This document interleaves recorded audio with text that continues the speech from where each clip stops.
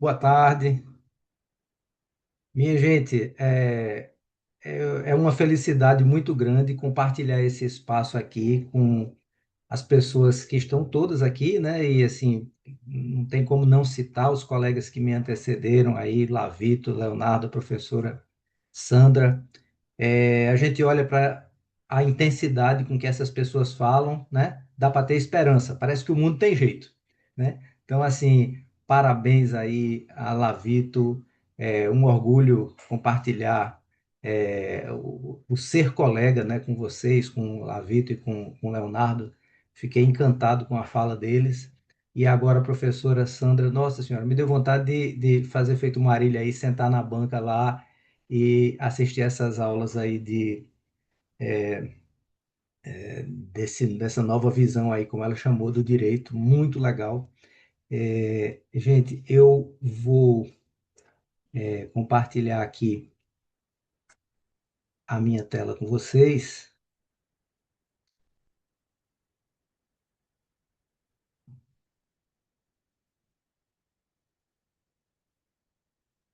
Bom, acho que já está todo mundo vendo, né? Confirmem, tudo bem, tudo ok? Maravilha. Agradecer demais, né? Aí o conjunto de pessoas que estão aqui com a gente.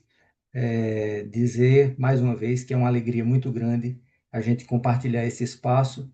Eu tenho convicção de que nós estamos aqui ajudando a salvar o mundo.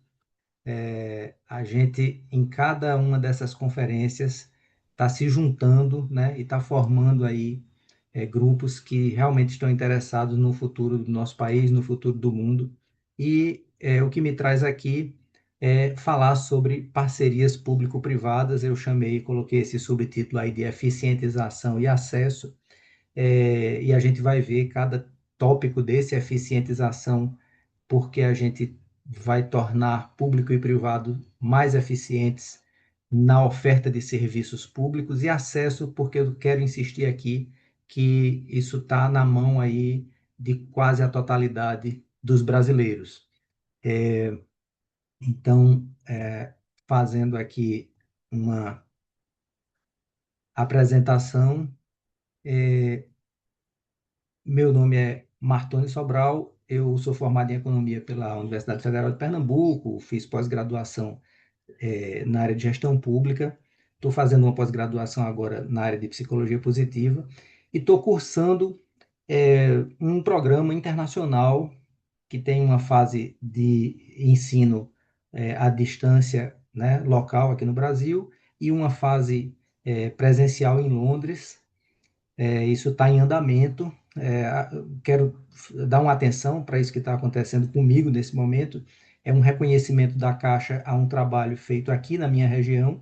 10 empregados da Caixa estão indo para Londres fazer esse programa, entre eles o vice-presidente de governo, e eu estou nesse grupo, né, o único representante da rede de varejo da Caixa, que assim, aí 70% dos empregados da Caixa, que é a rede que dá atendimento, né, a rede vinculada às agências. Né, eu sou o único empregado da rede de varejo presente por um motivo. Na minha região, a minha região, que é o interior da Paraíba, minha superintendência fica no interior da Paraíba, minha superintendência da Caixa, ela fez a maior contratação de parcerias público-privadas do Brasil no ano de 2025, então eu acabei recebendo isso como reconhecimento.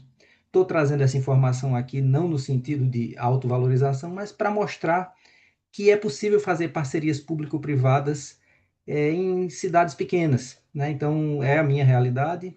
A gente contratou parcerias público-privadas aí com o município de Campina Grande, que é onde eu moro, um município de 440 mil habitantes, mas contratamos em cidades, por exemplo, em Cajazeiras, que fica lá no sertão, lá perto do Ceará, uma cidade de 65 mil habitantes. Então, a gente, ao falar de uma coisa tão sofisticada como é a PPP, a gente não está falando só de São Paulo, né, de Belo Horizonte, de Recife, a gente está falando aí do interior também, né, e que é algo que está no acesso das pessoas e dos entes públicos municipais. Né? Então, minha atividade é essa, eu sou superintendente executivo de governo da Caixa, né, sou apaixonado por essa atividade e estou na Caixa há 38 anos, né? Como eu costumo dizer, estou na Caixa há 38 anos e contando. Continuo aqui com muita energia para continuar trabalhando com esses tópicos que estão me trazendo aqui hoje. E assim, a gente quer falar sobre PPP e a gente quer abrir aqui bastante o horizonte. Eu fiquei muito satisfeito de ouvir as falas de Lavito e de Leonardo, né, a respeito do financiamento da Agenda 2030, né, e das preocupações de onde a gente vai tirar recurso, onde é que a gente vai buscar crédito. E a gente tem aqui na parceria público-privada um horizonte enorme para financiamento dessa agenda, né? Porque o privado pode entrar aqui, ele pode dar eficiência aos recursos, receber remuneração pelos recursos dele, mas o público não sai do controle. Então a gente quer diferenciar aqui os serviços públicos, eles podem ser prestados basicamente sob três formas, né? A forma mais conhecida é a licitação, né? A cidade quer fazer, o estado quer fazer uma pavimentação de uma via, faz uma licitação, contrata uma empreiteira e vai lá e presta o serviço e a via está pavimentada, né? Essa é a via mais conhecida do setor público e que, assim, frequentemente encontra uma série de problemas e limitações. Às vezes não se tem recurso, às vezes o controle do Estado não consegue ser tão eficaz. A outra forma é a concessão, né? Então vamos pensar na mesma via que é concedida para um privado, ou vamos pensar aí, por exemplo, nas concessões que a gente convive muito, né? Que é a concessão, por exemplo, de energia elétrica ou de telefonia celular, em que o Estado transfere completamente a prestação de serviço para um privado e o privado fica ali naquela concessão durante bastante tempo. E assim, a percepção que existe de uma forma geral do público é que o público simplesmente se afastou, né? E de fato é isso que acontece, o privado assume completamente o controle da atividade. E a PPP ela fica no meio disso, ela não é uma licitação e também não é uma concessão. Ela está no meio, ela está no intervalo e ela o privado ele investe em busca do seu retorno financeiro, mas o público permanece controlando a atividade. A gente vai falar bastante sobre isso aqui nesse tempo que a gente tem, tá? Então, como eu disse, a PPP não é uma concessão, né? O poder público mantém o controle do serviço, né? A gente quer falar aqui, né? A gente está falando de financiamento da Agenda 2030 e governança participativa. Então, a gente vai falar aqui também dos critérios de transparência das PPPs, né? E o privado ele está submetido a metas e a glosa de pagamento por descumprimento dessas metas. Então, a gente vai falar aqui sobre, por exemplo, a PPP de iluminação pública e a gente vai ver que, frequentemente, quando o privado descumpre algo que ele está comprometido para fazer, simplesmente ele não recebe aquilo que é esperado receber mensalmente, porque o privado ele recebe remuneração mensal do ente público pela prestação do serviço. Então, é algo que, como eu falei, o privado está na execução do serviço, mas o público está acompanhando o tempo inteiro. Como eu falei, eu sou empregado da Caixa, né? Estou aqui representando a empresa e trazendo informações, né, da nossa execução. Então, a gente tem aqui a carteira de projetos da Caixa, a gente tem 130 projetos hoje contratados. A Caixa é, de longe, o estruturador de parcerias público-privadas, o maior do país. Essa é a distribuição, né? A gente tem aí uma concentração no Nordeste e no Sudeste de parcerias público-privadas. A Caixa tem um grande conhecimento nas PPPs de iluminação pública, né? E a maior parte da nossa fala aqui vai estar voltada para a iluminação pública. Mas antes de passar para a iluminação pública, eu quero falar brevemente sobre a PPP de educação infantil, que eu considero aí um horizonte que a gente está abrindo e que vai acontecer muita coisa daqui para frente. O que é a PPP de educação infantil? Vejam só, o sonho de todo secretário de educação com quem eu converso. Quando eu falo de PPP de educação infantil para secretário de educação, os caras ficam dizendo: eu quero isso para mim. O que é que eles dizem, né, logo de cara quando a gente começa uma conversa dessa? Ó, eu sou professor. Quando eu fui convidado para ser secretário de educação, eu entrei na secretaria e virei engenheiro. Por quê? Porque o dia a dia do secretário de educação é uma torneira que quebrou, um teto que está para cair, uma reforma que vai fazer numa escola, uma pintura que tem que fazer, um material que tem que comprar. Então, ele diz assim: eu deixei de ser professor, virei engenheiro. Toda a minha energia se virou para cuidar da manutenção das escolas e não tem outro jeito, porque é aquela coisa. Faltou água numa escola, como é que vai ter aula? Não tem aula. Então, ele tem que ir lá cuidar, ele tem que tomar conta disso. E acaba que ele sai da especialidade dele, ele pega uma grande energia dele e ao invés de dedicar para a atividade fim, ele vai dedicar para uma atividade de manutenção. O que é que a PPP faz? A PPP cuida da manutenção. Então, a gente está aqui buscando mostrar que há alternativas para o financiamento da redução das desigualdades, no caso da educação, mas não se trata de um processo de privatização, por exemplo, da educação pública. Por quê? Porque o fundamental da educação pública não sai do setor público. O setor público continua conduzindo a qualidade do processo de educação. E o que é que sai? A manutenção, que é exatamente o que não interessa para o público. Ele vai remunerar um privado para fazer a manutenção das escolas e o privado vai cuidar disso, vai ser rentabilizado por isso e o setor público vai cuidar exclusivamente da atividade fim, que é a educação, que são os professores, que são aqueles que são contratados por concurso público para exercer a sua atividade.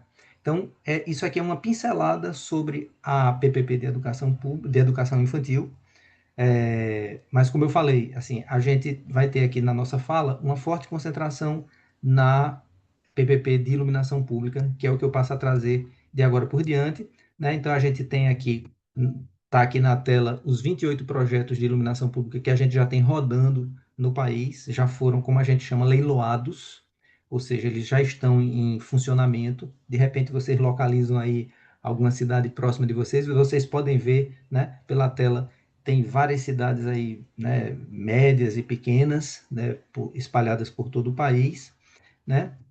E aqui 55 projetos de iluminação pública que estão contratados e em andamento, né, estão em estruturação, né? Eu tenho um orgulho muito grande de dizer que desses 23 da região Nordeste, 4 são aqui no interior da Paraíba. A gente está falando aí de Cajazeiras, Souza, Patos e Campina Grande, estão contratados e a gente está fazendo agora, exatamente agora no início de 2026, o processo de estruturação. E aqui eu passo a trazer os impactos dos projetos leiloados nos municípios onde houve a contratação. Eu trouxe 2 municípios com características diferentes, exatamente para a gente ver que isso está no acesso de todo mundo. Então, o primeiro município é o município de Aracaju, né? Então, a gente está vendo aí alguns dados, tá? Então, o que é que aconteceu quando houve a implantação da PPP de iluminação pública em Aracaju? Começa com uma redução de 61% no consumo de energia. Se vocês olharem aqui no canto inferior direito da tela, está ali o escopo do projeto, ou seja, o que é que o projeto se propõe a fazer? Ampliação, modernização, eficientização energética. Então, o começo do projeto é substituir todas as lâmpadas de vapor de sódio por lâmpadas de LED. Isso produz uma redução na economia de cara, mas também o controle através do centro de controle de operação faz com que, por exemplo, as lâmpadas acendam e apaguem nos horários adequados. Então, não tem mais essa coisa de lâmpada acesa durante o dia, porque o centro de controle de operações ele vai medir isso, ele vai acompanhar isso. Então, de cara, uma redução de 61% no consumo de energia elétrica, quer dizer, é algo que conversa diretamente com o que a gente está falando aqui dos temas de sustentabilidade. Investimento de 150 milhões privados, né, que não tem investimento público, tá? Investimento totalmente privado, 664 mil pessoas beneficiadas, e aqui tenho o objetivo de mostrar como é que se dá a economia que o município tem do ponto de vista financeiro. Então é assim, o município de Aracaju, ele arrecadava aproximadamente 2 milhões de reais, quase 2 milhões de reais, de COSIP. COSIP o que é? É a taxa de iluminação pública. E esse recurso era completamente consumido com a conta de energia e a manutenção da energia elétrica de uma maneira geral, troca de lâmpadas, equipe e tudo mais. Quando a Caixa faz a estruturação do projeto e leva isso a leilão, quem ganha? Quem ganha é a empresa privada que apresente o que a gente chama de menor contraprestação, ou seja, ela está se oferecendo para prestar o serviço de iluminação pública pelo menor valor que o mercado ofereceu. Essa empresa ganhou o processo. Onde é que esse processo acontece? Na Bolsa de Valores de São Paulo. Por que a Bolsa de Valores? Porque a Bolsa de Valores é considerado o local mais transparente, é o local onde todo mundo está vendo, é o local mais transparente para se fazer isso. Então, falando um pouquinho aqui sobre transparência do processo, começa na criação da lei municipal, que é a Câmara de Vereadores que aprova, que são os representantes públicos, né? Isso é submetido à consulta pública, o Ministério Público participa, então a sociedade civil organizada, ela está presente no processo de concessão. E isso culmina na Bolsa de Valores, onde esse privado aqui arrematou esse serviço. Quando ele arrematou por esse valor de R$ 744 mil mensais, ele deu uma economia, que é chamada de deságio, de quase 60% para o município. Significa que o município passou a economizar. Sobrou no caixa do município quase R$ 1 milhão por mês. Semelhante aqui em Alagoinhas, né? Aqui bastante parecido, né? Só que Alagoinhas é um município menor, né? No interior da Bahia, de 151 mil habitantes. A redução lá em Alagoinhas foi de 72% de energia elétrica, mas o raciocínio é o mesmo, tá? Eu vou mostrar agora um vídeo que fala um pouco sobre os impactos da iluminação pública nas pessoas. Então, vejam aí.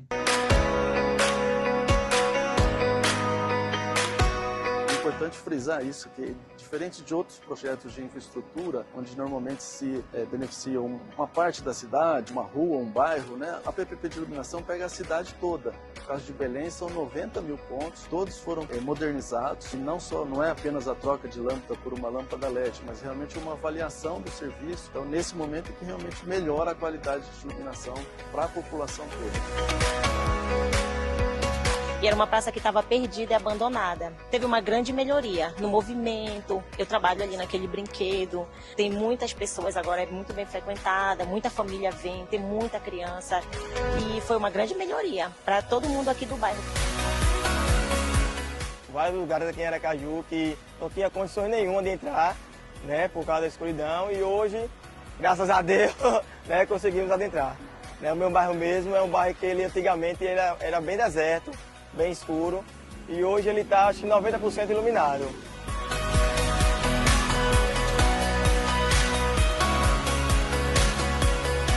Cada projeto de PPP é feito para aquele município com características muito importantes que sejam adequadas àquele município. O papel da Caixa nisso tudo é apoiar esses municípios. A Caixa também atua ali na sua missão para esse desenvolvimento sustentável desses municípios e de boas políticas públicas.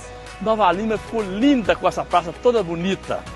Agora nós estamos todos alegres.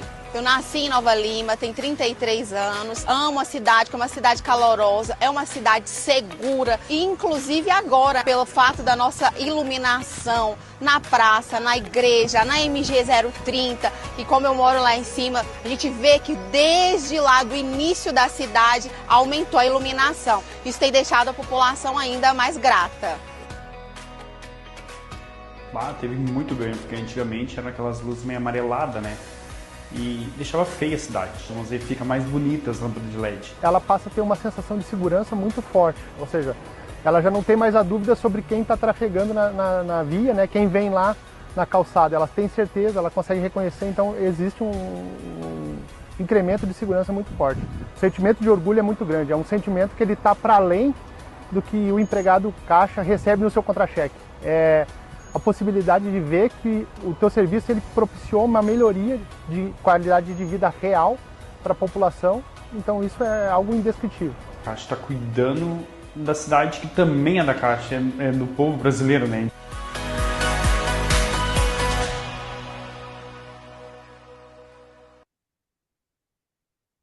Bom, então aqui a gente vai passar bem rapidamente, né, só para mostrar que o escopo do projeto ele prevê os investimentos, mas também o operacional depois. Então, existe aí, né, uma parte de investimento no CAPEX e no OPEX depois no andamento. Aqui a gente tem algumas fotos, né, mas que a apresentação, esse vídeo que a gente passou agora mostra bem, né, como é que as cidades ficam, o quanto as cidades mudam com a iluminação pública. Aqui a gente traz um comparativo, né? A Olinda, em Pernambuco, fez a PPP de iluminação pública, e às vezes a gente seleciona um monumento para valorizar, né? Isso a população, né, enxerga bastante quando se valoriza um monumento. Isso aqui é a Igreja do Carmo em Olinda. Esse aqui é antes da iluminação, aqui depois da iluminação, né, colocada. Aqui é um teatro em Ribeirão Preto, e antes e depois, como ele ficou, né? A gente, no ambiente da PPP de iluminação pública, a gente também pode colocar, né, os serviços digitais, né, que abre a porta para as cidades inteligentes. Então, a gente passa a ter aí, né, além dos benefícios que são da iluminação pública mesmo, né, como a gente já citou, a redução do consumo de energia, melhoria da segurança pública. Quando se melhora a segurança pública, a gente viu lá, surge uma coisa que as pessoas chamam de economia noturna, né? Passam a surgir negócios, pequenos negócios, ali uma pessoa que estava explorando um brinquedo, né? Um pipoqueiro, às vezes uma lojinha que passa a abrir de noite, que não abria antes porque não havia sensação de segurança. Sustentabilidade ambiental, né? Que conversa demais com o tema que a gente está trazendo aqui, e a melhoria do serviço público, porque o sistema, por exemplo, de troca de lâmpadas passa a ser muito mais ágil, né? Então, os serviços digitais, como a gente falou, então,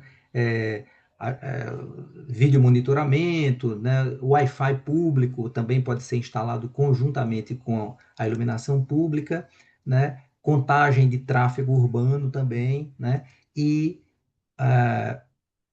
serviços aí de internet de alta velocidade para as cidades, e o controle de operações também pode ser parte aí da PPP de iluminação pública, né? Então, esses são os benefícios, como eu falei, dos serviços digitais. Você tem uma série de melhorias no serviço público. Aqui,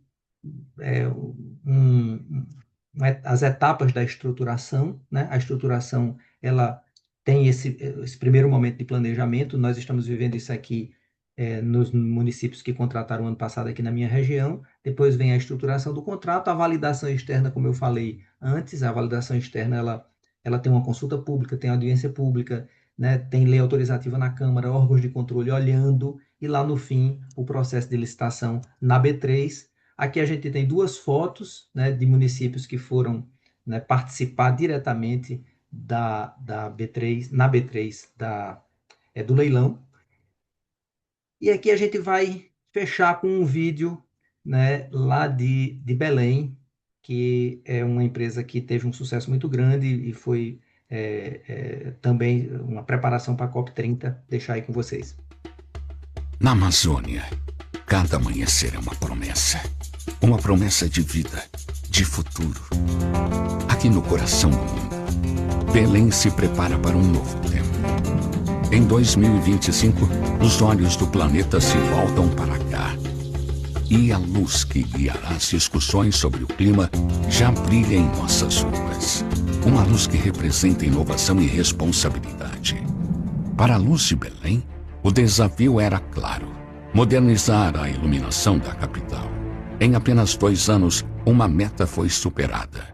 Mais de 90 mil pontos de luz foram transformados com a mais alta tecnologia. Resultado é uma cidade mais segura, mais acolhedora e mais eficiente. Uma transformação que se vê e se sente.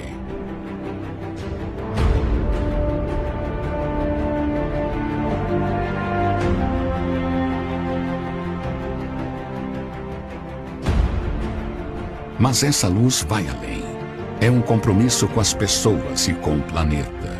Economia de energia que se traduz em cuidado com o meio ambiente. E o reaproveitamento de materiais. Um ciclo de respeito com o nosso bioma. Isso É a pauta ESG na prática. Belém está pronta para o futuro, iluminada por uma nova energia, para inspirar o Brasil e o mundo. Luz de Belém, iluminando o futuro da Amazônia.